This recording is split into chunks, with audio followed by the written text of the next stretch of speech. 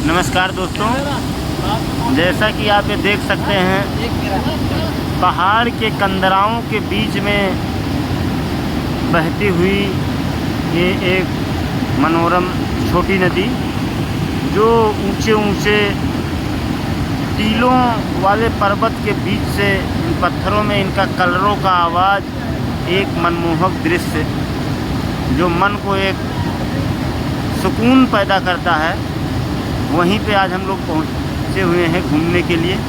आप इसका दृश्य देख सकते हैं, इतना सुंदर नज़ारा। और दोस्तों यहाँ पे बैठ के 20 मिनट तक, आधा घंटा तक मन को शांत करके इन नदियों के बहने की आवाज़ को सुन के जो आपके दिमाग में शांति मिलेगी, उसका एक अलग ही अनुभव होगा। आप देख सकते हैं यहाँ पे।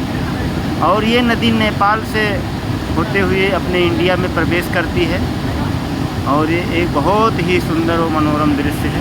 आप देख सकते हैं कितने ऊंचे ऊंचे पर्वतों और पहाड़ों के बीच से इसका बहना होता है। धन्यवाद मित्रों।